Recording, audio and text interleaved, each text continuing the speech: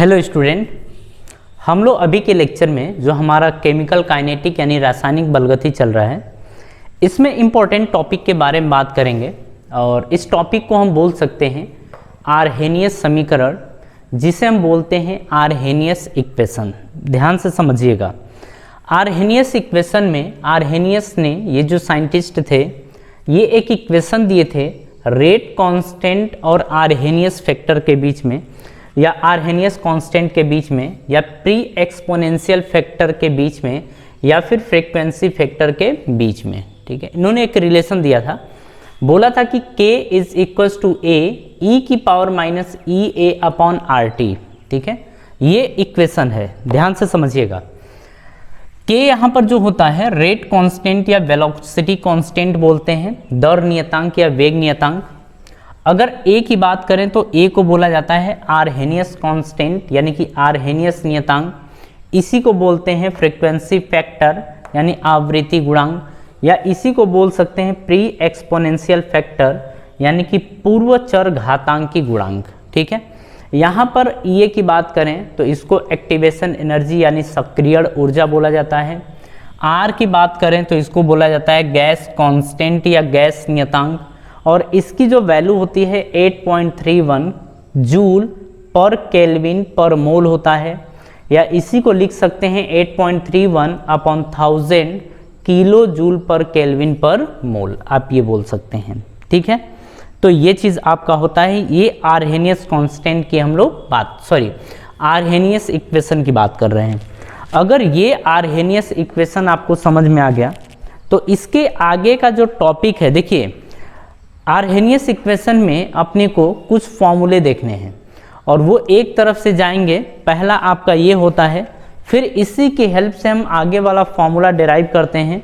जरा आगे वाले फॉर्मूले की बात करें, और वो इम्पोर्टेंट है, इसमें जो टर्म्स आपको यूज़ किए गए हैं, आपने जो टर्म्स देखे इन टर्म्स को भी आप ध्यान रखेंगे। और जो फॉर्मूला हम डिराइव करने जा रहे हैं वो फॉर्मूला अपने आप में इम्पोर्टेंट फॉर्मूला है। ठीक है, चलिए अब हम लोग यहाँ पर बात करते हैं इसमें कि दोनों तरफ हम लॉग लेंगे।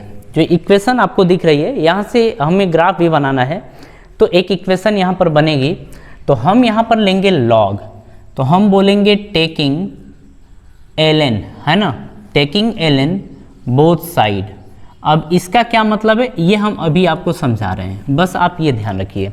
अच्छा, याद रखिए, अगर आपको ln दे दिया गया है तो ln का मतलब होता है log base e, log base e ये होता है। ठीक है, अब यहाँ पर समझिएगा, जैसे मान लीजिए हम पहले एक चीज़ समझा दे रहे हैं, आपको ln x दिया है तो इसे लिख सकते हैं log x बेस e। और देखिए, अगर बेस e को हटा के बेस 10 लाना हो ना, तो हम अपने तरफ से काम करते हैं 2.303 से मल्टीप्लाई कर देते हैं, बनेगा log x बेस 10, ये बनेगा। जब e को हटाना होता है, 10 में कन्वर्ट करना होता है, e को 10 में कन्वर्ट करना होता है, तो 2.303 से हम मल्टीप्लाई कर देते हैं। ठीक है, आगे की कहानी समझिए।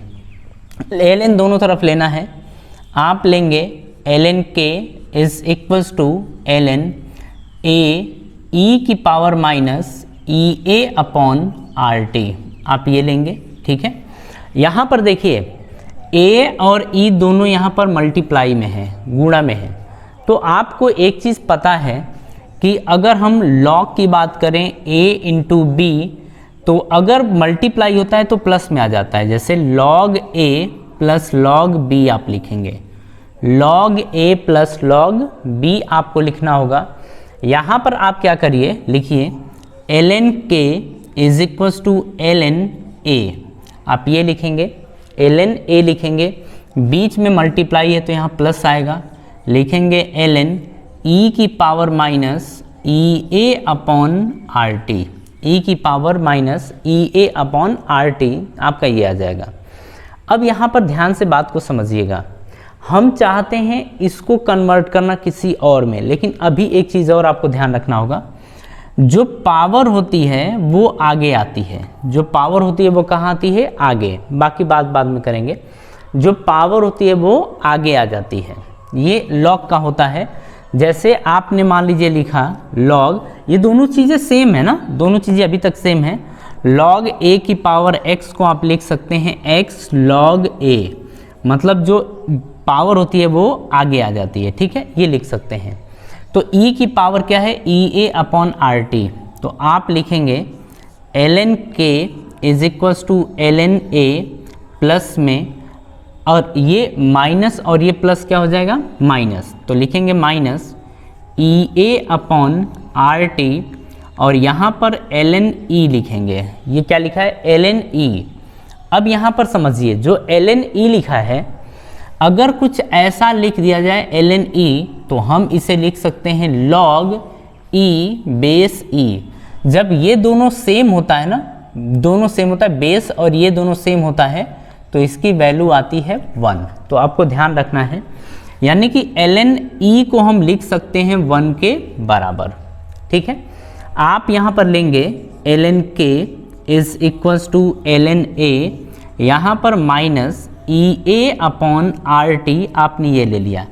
अब हम ln को log में कन्वर्ट करना चाहते हैं। अगर हम ln को log में कन्वर्ट करें तो आप इसमें कन्वर्ट कर देंगे, ठीक है। मतलब ln को अगर log बेस 10 में कन्वर्ट करना हो तो ये लिखेंगे, तो आप इसको लिख सकते हैं 2.303, आप लिखेंगे log k बेस 10, आप ये लिखेंगे, बराबर आप लिखेंगे log, अच्छा यहाँ पर अभी नहीं, इसको भी कन्वर्ट करना है ना, तो आप मल्टीप्लाई करेंगे 2.303, यहाँ पर लेंगे log a बेस 10, आप ये लेंगे, माइनस EA अपॉन RT, आपको ये लेना पड़ेगा, ठीक है, माइनस EA अपॉन RT, आप ये लेंगे, हम इसको हटा रहे हैं, ठीक है।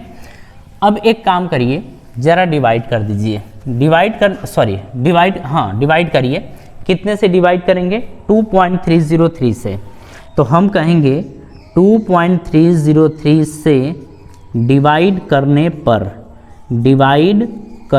पर हम 2.303 से भाग दे दिए। जब आप 2.303 से भाग देंगे तो देखेंगे कि यहाँ केवल बचेगा log k, क्या बचेगा, log k। जरा यहाँ देखिए, आपने डिवाइड किया तो log k बेस 10 बचा, आपका ये बना, बराबर इसमें डिवाइड करेंगे तो केवल ये बचेगा, आपका बचा log a बेस 10, आपका ये बचा। और अगर यहाँ की बात करें तो ये माइनस EA अपॉन RT, तो माइनस 2.303 RT, आपका ये बनेगा, ऊपर रहेगा EA, आपका ये बन गया, ठीक है। अभी तो कोई कन्फ्यूज़न आपको नहीं होना चाहिए।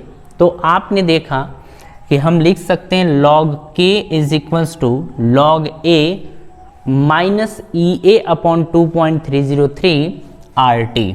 ये आपको प्रूफ करना था, ठीक है, ये एक इक्वेशन बनानी थी, आप इक्वेशन बना लिए, NCERT के अंदर यहाँ तक पहुँचाया है, और इसके बाद हमसे ग्राफ के बारे में बात किया है, ठीक है। तो यहाँ तक कोई दिक्कत नहीं होनी चाहिए, ये सब कुछ सिंपल है, आराम से समझ में आ गया होगा। आगे के टॉपिक की बात करते हैं। तो इसके बाद हमसे बोला है कि ग्राफ बनाइए, ग्राफ है log k वर्सेस 1/t, ये NCERT के अंदर दिया गया है, हम उसी चीज़ को समझ लेते हैं। तो आगे हमसे बात कर रहा है ग्राफ के बारे में, तो ग्राफ कैसे बनेगा उसको देख लेते हैं।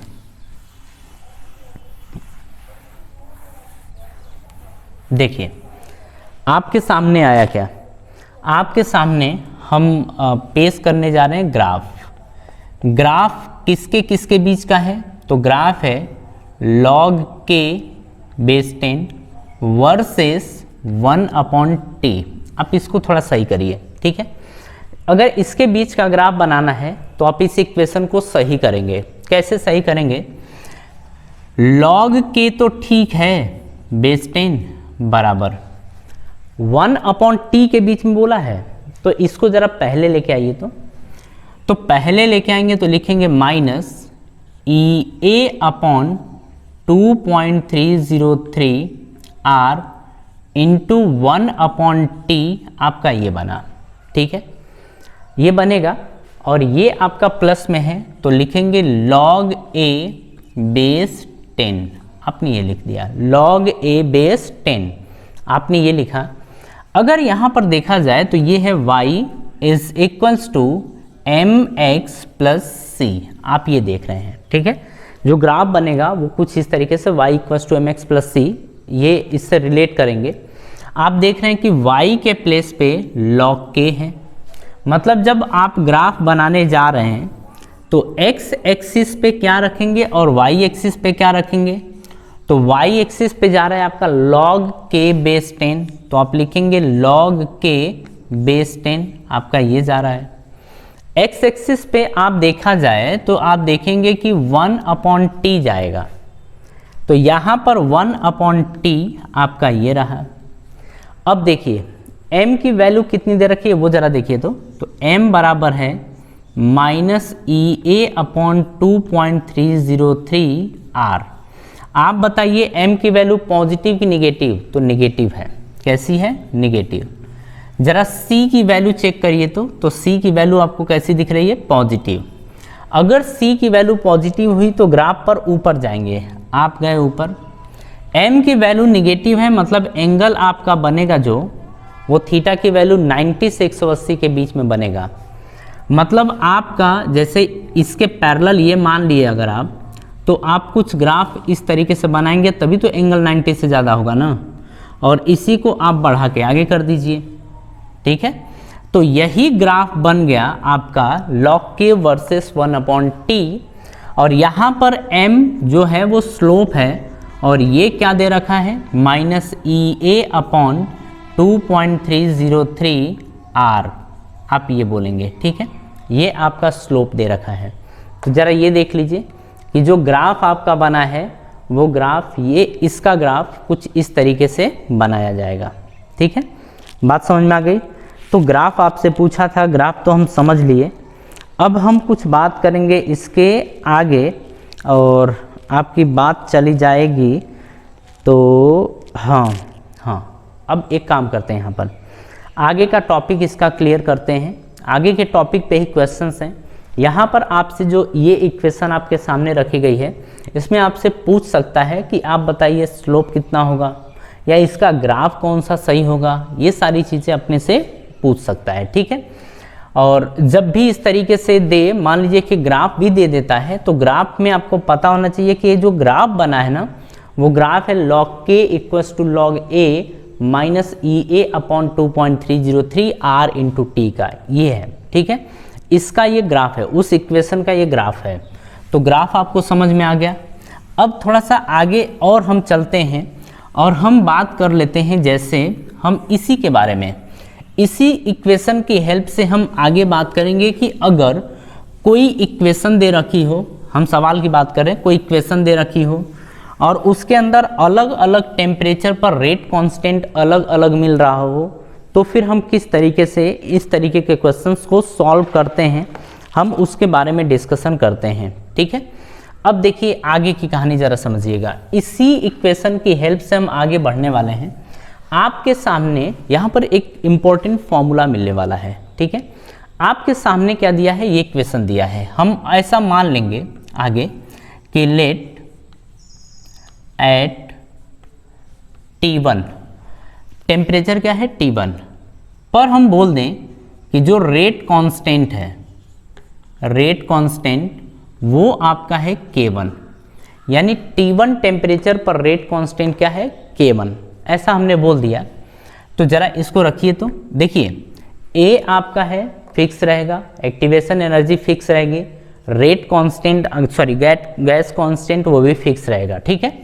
आप लेंगे log K1 is equals to, आप लेंगे log A बेस 10 है इसका, माइनस EA आप ऐसे रखेंगे अपॉन 2.303R, टेम्परेचर की जगह T1 रख दिया। ये आपकी फर्स्ट इक्वेशन बन गई, ध्यान से समझिएगा। फिर लेंगे, ऐसा मान लेते हैं कि लेट एट T2 टेम्परेचर पे जो आपका रेट कांस्टेंट गया है, रेट कांस्टेंट है वो K2 है। T2 टेम्परेचर पे रेट कांस्टेंट कितना है? K2। आप यहाँ पर रखेंगे क्या? log K2 base 10 is equals to log a base 10 minus E A upon 2.303 r into T2। आप ये लेंगे, ये आपकी सेकेंड इक्वेशन बन गई। ठीक है, अब यहाँ पर जो आपको करना है वो ज़रा देख लीजिए। आप यहाँ पर करेंगे सेकेंड इक्वेशन में से फर्स्ट इक्वेशन को आप घटाएंगे, इसमें से आप इसको घटाएंगे। अब देखिए घटाएंगे कैसे, जैसे घटाना घटा लीजिए। देखिए log k2 में से log k1 आप घटाएंगे तो लिखेंगे log k2 base 10 minus log k1 base 10 is equals to, ये प्लस में है, जब इसको घटाएंगे तो माइनस में, तो प्लस और ये माइनस दोनों सेम है तो क्या आ जाएगा 0। फिर देखिए इसमें से इसको घटा रहे हैं तो ये माइनस किस में कन्वर्ट हो जाएगा, प्लस में। तो आप क्या करिए, लिखिए ई ए अपॉन 2.303 r और ये आ जाएगा T1। इसमें से ये घटा रहे हैं तो ये प्लस में हो रहा है ना, इसीलिए हम इसको पहले लिख दिए, और ये आपका माइनस में ही रहेगा तो रखेंगे माइनस ई ए अपॉन 2.303 r T2। आपने ये रख दिया। ठीक है, यहाँ पर आपको पता है इसको लिख सकते हैं log k2 बाई k1, आप ये लिख सकते हैं, बेस 10 रहा बराबर ई ए अपॉन 2.303 r, ये कॉमन आ गया, ब्रैकेट में बचा 1 upon T1 minus 1 upon T2, आपका ये बन गया। ठीक है, अब आगे समझिए, आपने लिखा ई ए अपॉन 2.303 r, इसको क्या कर सकते हैं, यहाँ मल्टीप्लाई, इसको यहाँ मल्टीप्लाई, तो लिखेंगे T2 minus T1 upon T1 T2, आप ये लिखेंगे। ये किसके बराबर है, log K2 बटे में K1, और ये आपका आ गया बेस 10। चलिए ये ज़रा ध्यान दे लीजिए, ये आपकी इक्वेशन रही। इक्वेशन इतनी टफ नहीं है, इस इक्वेशन को आप रट्टा मार लेंगे। ठीक है, आप लिख लेंगे कि रट्टा मार, मतलब जब भी आपके सामने इस तरीके का क्वेश्चन आएगा आप आसानी से अब कर सकते हैं। अब आपको दिक्कत नहीं होनी चाहिए, आप समझ गए होंगे आप। चलिए इसके आगे की कहानी ज़रा हम समझते हैं।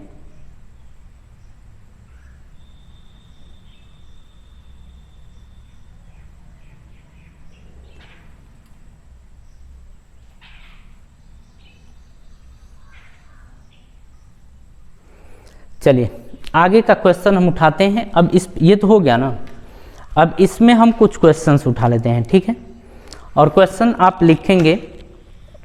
हाँ, एक चीज़ और देख लीजिए, R की वैल्यू कितनी होती थी, 8.31, 8.31 ये R की वैल्यू होती थी। और ठीक है, कोई बात नहीं है, आगे हम क्वेश्चन देखते हैं, उसमें समझाते हैं हम आपको। इसको हम हटा दे रहे हैं, अब वीडियो पॉज करके इसको कॉपी कर लीजिएगा। देखिए जो अभी हम टॉपिक कवर कर रहे हैं ये इम्पोर्टेंट टॉपिक होता है, अच्छा टॉपिक होता है। आर्हेनियस इक्वेशन के बारे में इस तरीके से चीज़ें मतलब पूछी जाती हैं, ये फॉर्मूला पूछा जाता है। अगर हम अपने बोर्ड एग्ज़ाम की बात करें तो बोर्ड एग्ज़ाम में यहाँ से क्वेश्चन आता है, इसी वजह से हम इसको थोड़ा स्पेशल तरीके से कराएंगे। एक क्वेश्चन ज़रा लिखिए, तो एग्जाम्पल लिखिए, फॉर्मूला आपको याद होना चाहिए। एग्जाम्पल है, बोल रहा है कि in a reaction at 550 kelvin temperature, in a reaction at 550 kelvin temperature माने 550 kelvin temperature, comma rate constant is 3.5 into 10 की पावर माइनस 7 पर सेकेंड and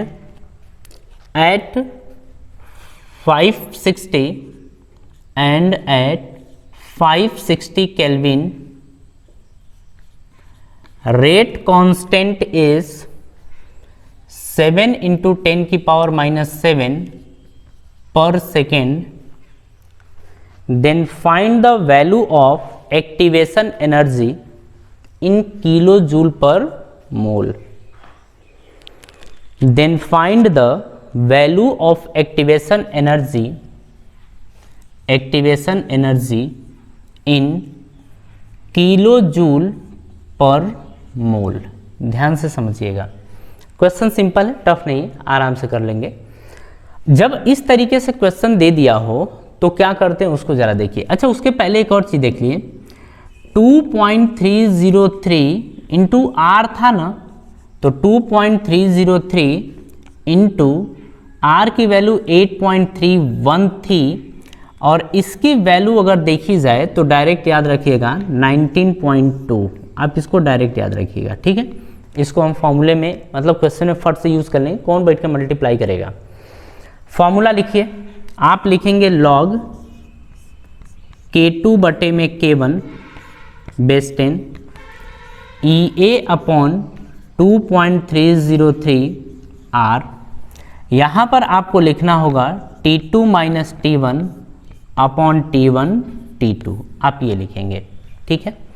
जरा फॉर्मूले में पुट करा जाए, तो फॉर्मूले में जब आप पुट करेंगे तो आप लिखेंगे log K2 की वैल्यू देखिए 7 इंटू 10 की पावर माइनस 7 है, K1 की वैल्यू देखी जाए तो 3.5 इंटू 10 की पावर माइनस 7, ये आएगा बेस 10 आपका है, बराबर EA हमसे पूछा है अपॉन 2.303 R की वैल्यू 8.31 होती है, लेकिन ये जूल पर केल्विन पर मोल में होती है, लेकिन हम इसको किलो जूल में लेके जाएंगे क्योंकि किलो जूल में आपका आंसर आने वाला है, तो बटे में 1000 आपको करना पड़ेगा, ठीक है।